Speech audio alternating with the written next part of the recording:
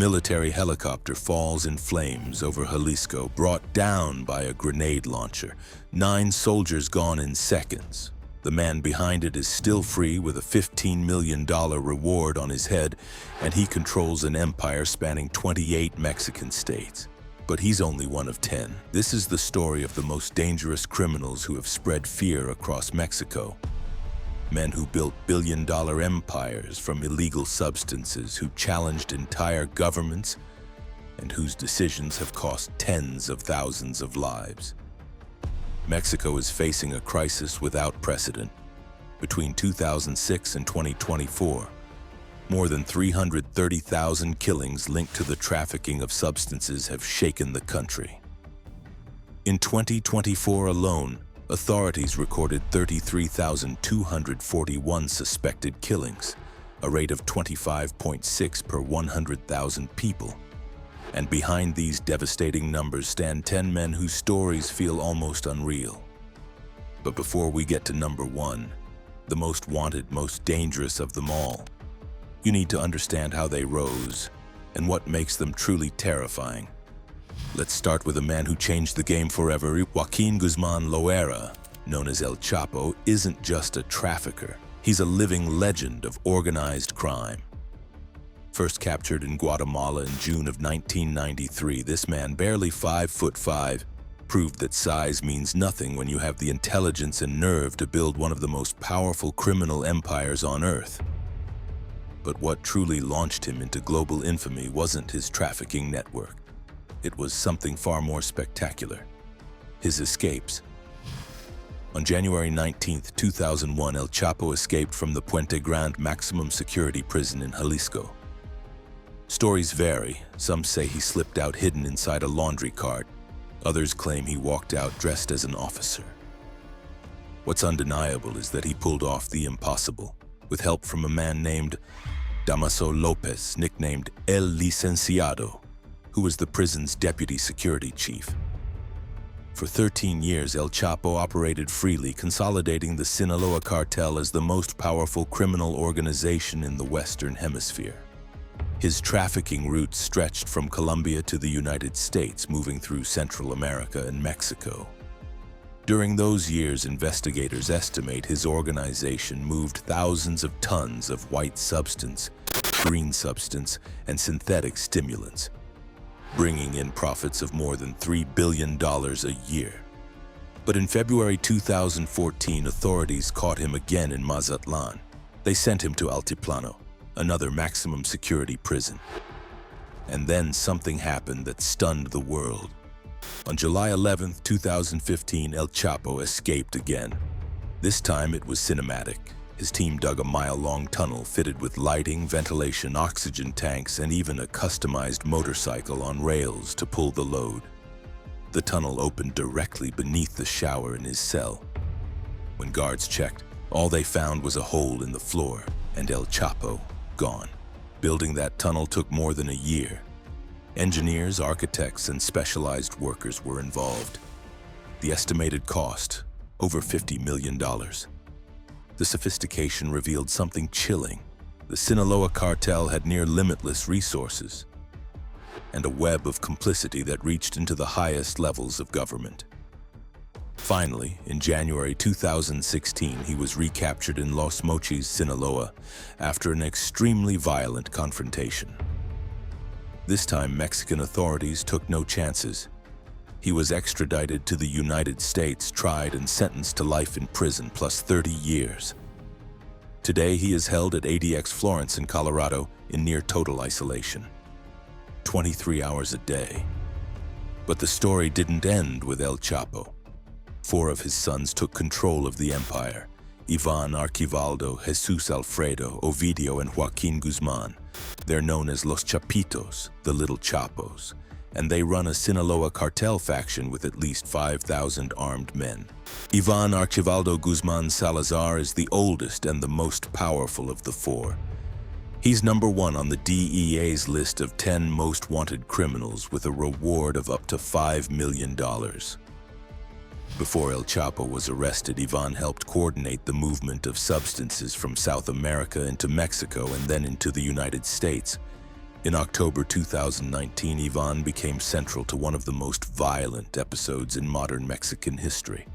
When authorities attempted to capture his brother Ovidio in Culiacan, Los Chapitos responded with chaos on a scale the country had rarely seen. They shut down the city with armed crews carrying grenade launchers and .50 caliber machine guns. They took military families hostage. And with the risk of mass bloodshed rising by the minute Mexico's government ordered Ovidio released, it was a national humiliation and a clear demonstration of Los Chapitos' real power. The operation, known as the Culiacanazo, exposed something terrifying. Los Chapitos could mobilize hundreds of armed men within minutes. They had military-grade firepower, and they were willing to confront the Mexican state directly. For hours, Culiacan became a war zone, burning roadblocks, gunfire in the streets, and widespread panic among civilians. In January 2023, authorities tried again to capture Ovidio, this time with a massive operation involving helicopters and hundreds of soldiers. They succeeded, but the cost was staggering. 10 service members lost their lives, and dozens of civilians were caught in the crossfire. Ovidio was extradited to the United States, where he faces charges tied to synthetic stimulants and weapons offenses. But Los Chapitos continued operating under Ivan Archivaldo's leadership. Their specialized crews, known as CDs and JGs, are considered among the most brutal and best-equipped hit teams in Mexico. They use military-level surveillance tech, encrypted communications, and armored vehicles that rival those of the Army. Until July 2024, when something happened that changed everything. Ismael El Mayo Zambada had become almost mythical in the trafficking world. Co-founder of the Sinaloa Cartel alongside El Chapo, this 76-year-old man had never spent a day in prison. He operated from the shadows, avoiding the flashy lifestyle that defined other bosses. The DEA offered $5 million for his capture, but he seemed untouchable. For more than 50 years, El Mayo built an empire on discretion and strategic alliances. While others chased fame, he preferred invisibility. He controlled deep networks of corruption that included police, military officers, judges, and politicians. His philosophy was simple: better to be the second most powerful than the most wanted. Then, on July 25, 2024, El Mayo suddenly appeared in custody at an airstrip near El Paso, Texas. No dramatic raid, no firefight. He was simply there, arrested alongside Joaquín Guzmán López, one of El Chapo's sons. Conspiracy theories exploded. Had he turned himself in? Had he cut a deal? The truth was darker. El Mayo said Joaquín Guzmán López deceived him, claiming they were meeting to resolve internal disputes. Instead, he put him on a private plane and handed him directly to U.S. authorities. A betrayal that opened the gates of hell. In August 2025, El Mayo Zambada pleaded guilty to trafficking charges in a New York court. He admitted that under his leadership, the Sinaloa Cartel moved more than 1 million kilograms of white substance, generating hundreds of millions of dollars a year. And he confessed to something even more explosive. For decades, he had paid off high-level Mexican police, military figures, and politicians. He said his career in the illegal trade began in 1969, when he was only 19 years old, 55 years building a criminal empire. But his capture set off catastrophic consequences. The faction loyal to El Mayo, known as Los Mayos, declared all-out war on Los Chapitos. Sinaloa turned into a battlefield between July 2024 and December 2024. More than 800 killings and 950 disappearances shook the state. Violence surged by 170% compared to the year before. The attacks became daily. Bodies appeared each morning in Culiacan with threatening messages. Businesses closed before nightfall. Schools suspended classes for weeks. Entire families fled their homes. Sinaloa, a state long accustomed to trafficking, had never seen a war like this. And in the middle of that war, a third player stepped in, one who would change everything. Nemesio Oseguera Cervantes. They call him El Mencho. He is the leader of the Jalisco New Generation Cartel, CJNG, and since December 2024, the United States has offered $15 million for information leading to his capture. It's the highest reward ever offered for a Mexican trafficker, surpassing even what was offered for El Chapo. El Mencho's story is the story of a man who went from guarding avocado fields in Michoacán to becoming the most wanted criminal in the hemisphere. Born in Aguila, Michoacán, he began in the Nemesio Cartel during the 1990s, working as an operator moving green substance and poppy-based substance. In 2010, as Los Zetas expanded across western Mexico, El Mencho formed a paramilitary group called Los Zetas. Their propaganda was smart. They denounced Los Zetas for extorting civilians and business owners, presenting themselves as liberators.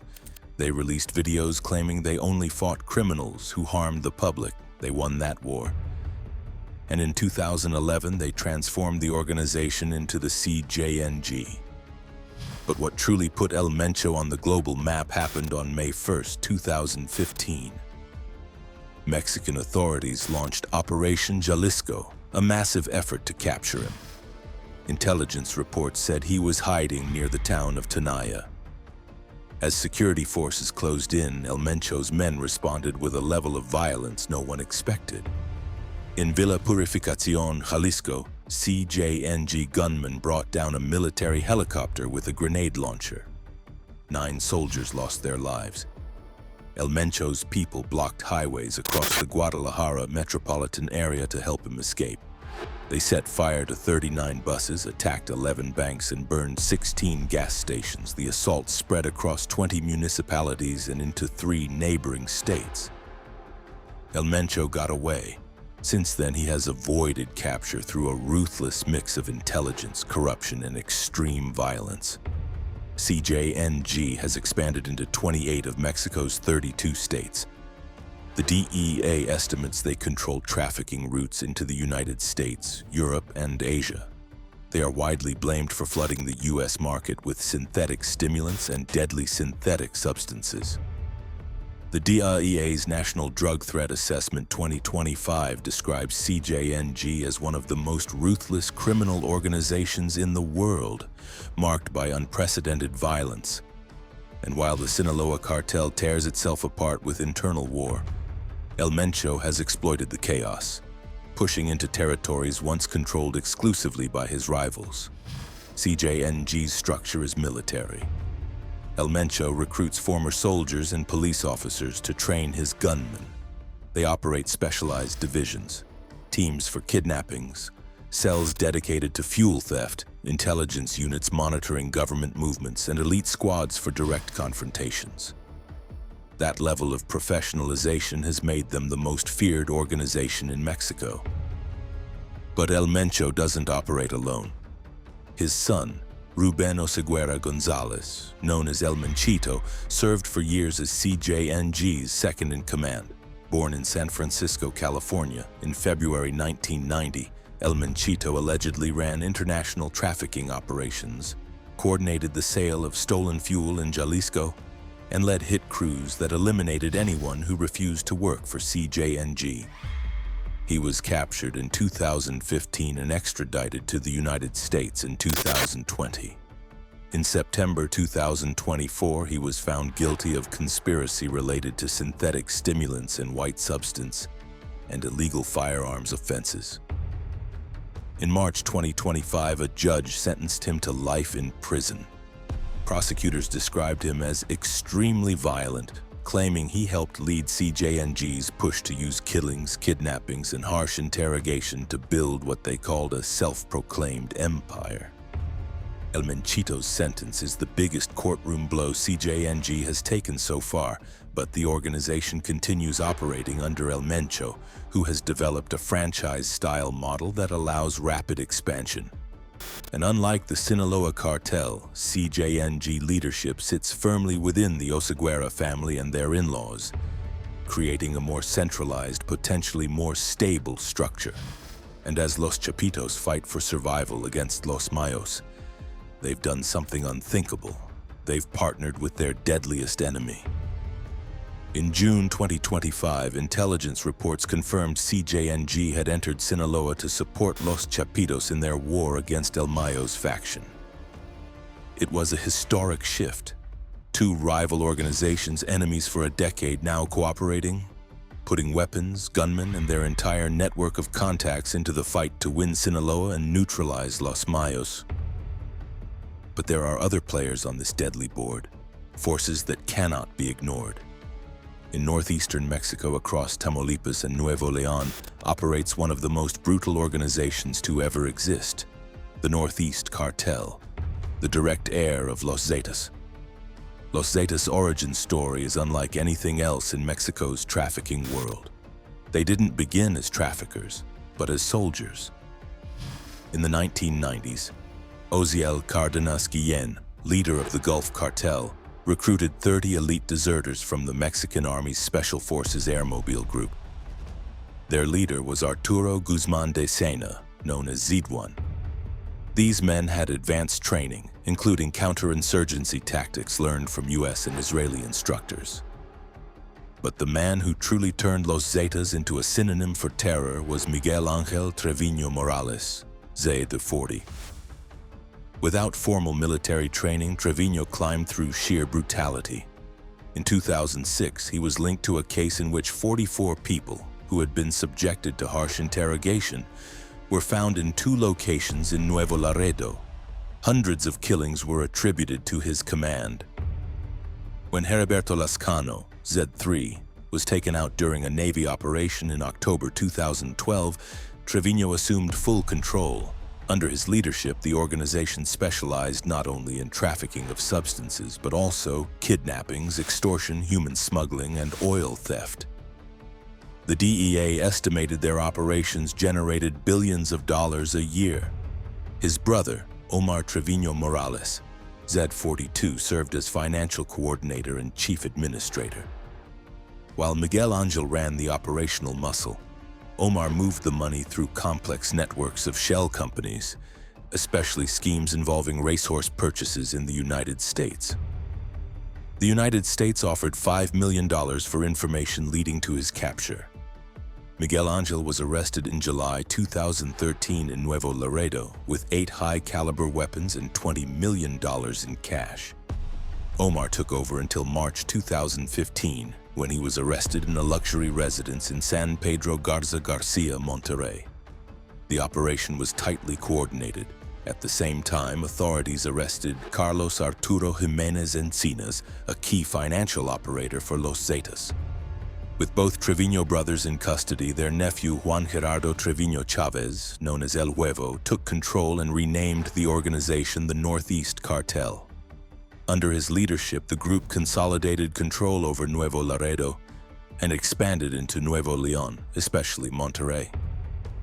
Its armed wing, known as the Troop from Hell, is widely considered among the most brutal hit squads in Mexico. El Huevo was arrested on March 13, 2022 in Nuevo Laredo.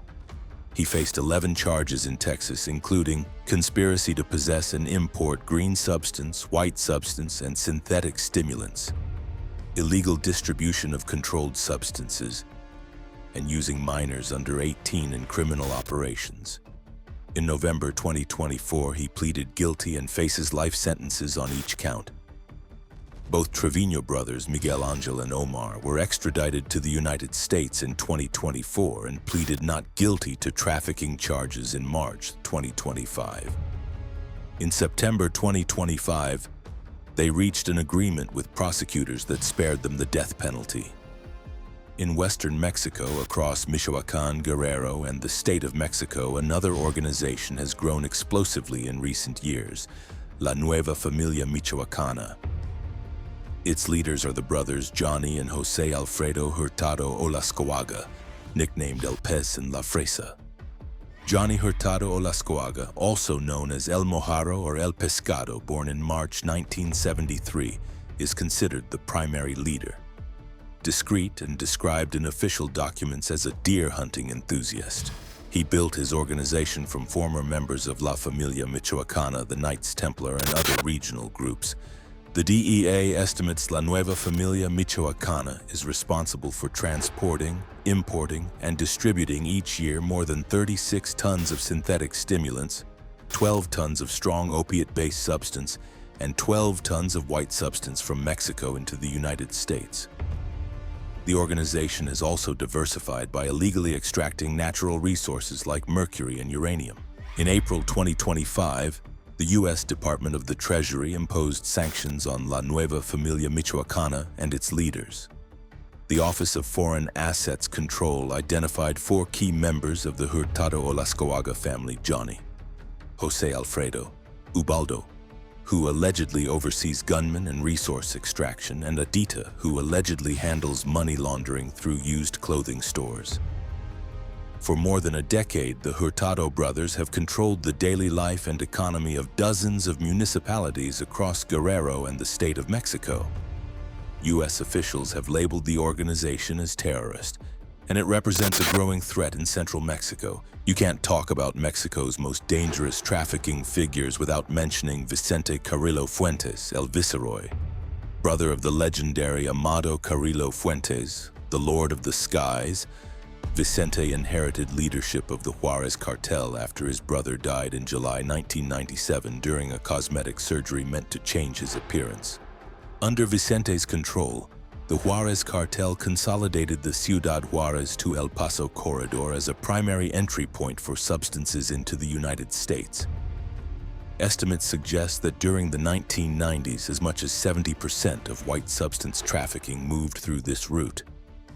Vicente formed alliances with Juan José Esparragosa Moreno and the Beltran Leyva brothers, and he kept several of his brothers' lieutenants in place. For nearly 20 years, he operated with a lower profile than other bosses, far from the spotlight, but with a reputation for extreme violence. In 2002, he attempted to form an alliance known as the Federation with the Sinaloa Cartel and the Beltran Leyva group to avoid direct conflict over trafficking routes. But the alliance collapsed when his brother Rodolfo Carrillo Fuentes ordered the elimination of 2 of El Chapo's associates. A brutal war began, one that turned Ciudad Juarez into the most violent city in the world for several years. Vicente Carrillo Fuentes was captured in October 2014 in Torreon, Coahuila. He was accused of bringing and distributing hundreds of tons of white substance into the United States between January 1990 and October 2014. In September 2021, he was sentenced to 28 years in prison for health-related offenses and organized crime.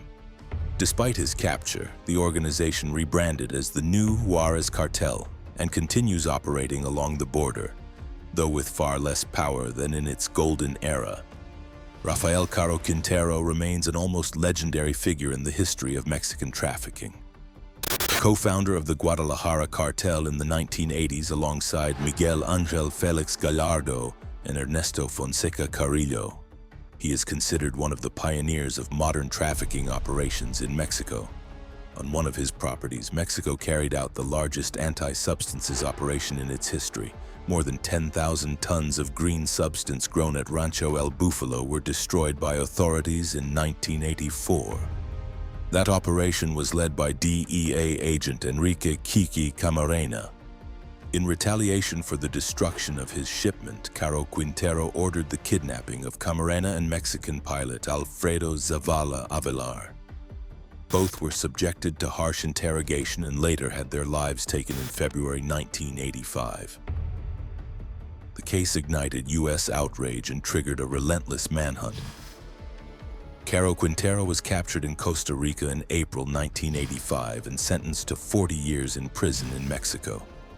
But in August 2013, after serving 28 years, he was released by a court in a decision that sparked scandal.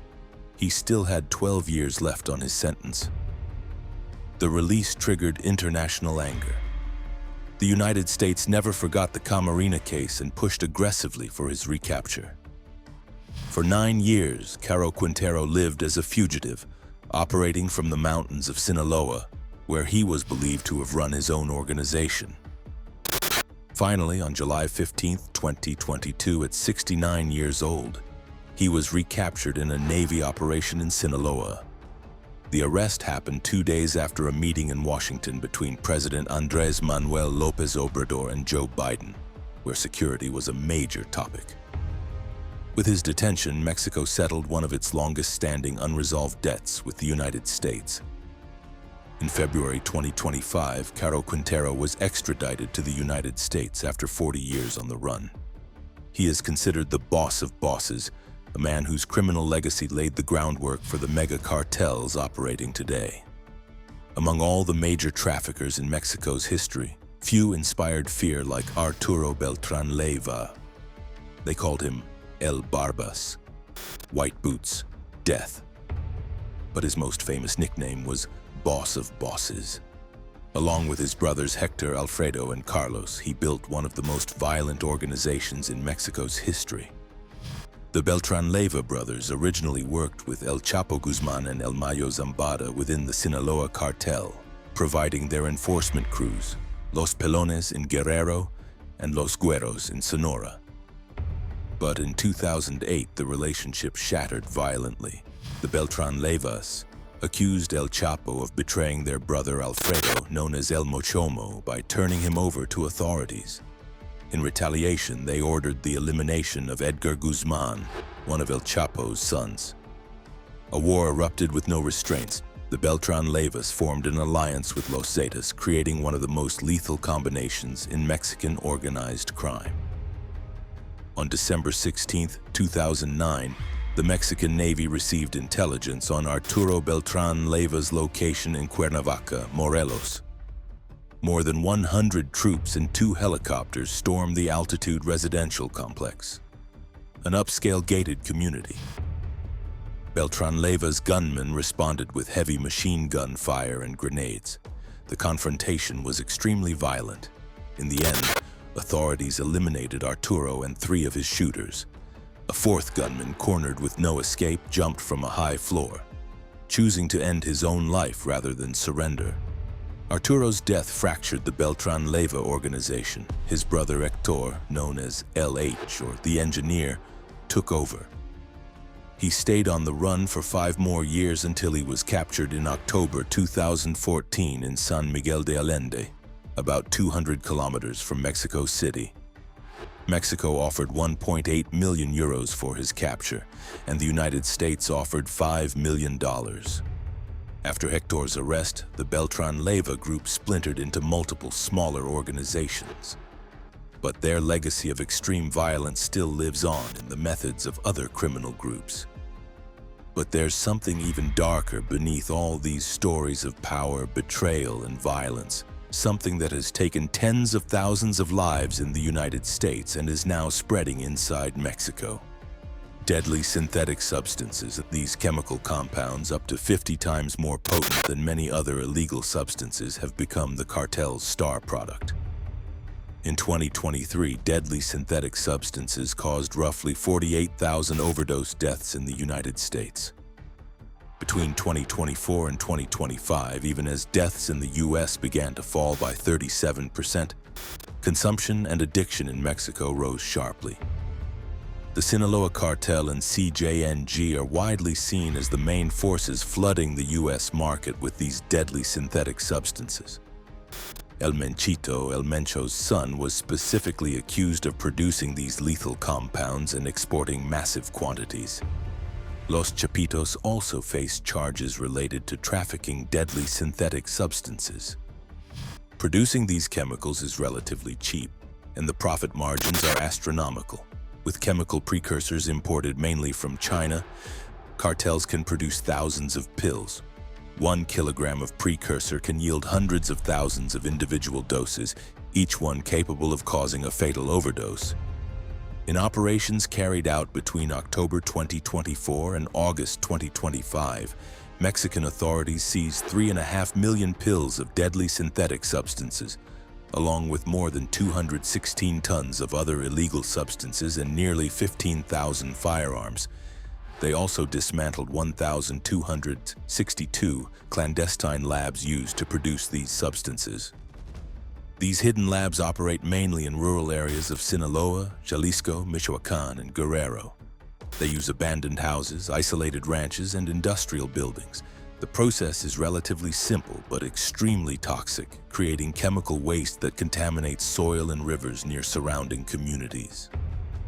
Mexico's war over trafficking isn't measured only in killings and disappearances. It's also measured in addiction, shattered families, and entire communities living under fear.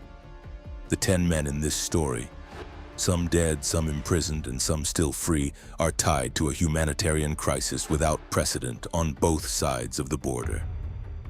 El Mencho remains at large, operating from the shadows with a $15 million reward on his head. Los Chapitos and Los Mayos keep tearing each other apart in Sinaloa as CJNG exploits the chaos. La Nueva Familia Michoacana expands across central Mexico. The Northeast Cartel maintains tight control over key routes in the north. And even though many top bosses have fallen, the criminal machine they built is still running. More violent and more sophisticated than ever, the new generation has learned from the mistakes of those who came before. They no longer chase fame or public recognition.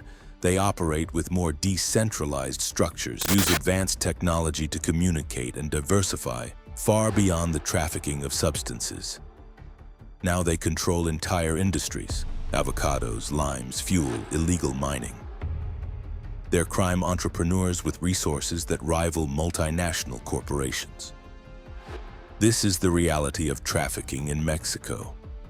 A war that has lasted for decades, has cost hundreds of thousands of lives, and shows no signs of ending. Because as long as demand exists in the United States and beyond, so long as billions of dollars remain on the table, there will always be men willing to take lives, to betray, and to build empires on piles of bodies. The names change, organizations fracture and regroup. But the business continues, and the price is paid by ordinary people trapped in the middle of this endless war. The young men recruited as hit crews who never make it to 25, the mothers searching for their missing children, and the kids who grow up hearing gunfire as part of everyday life.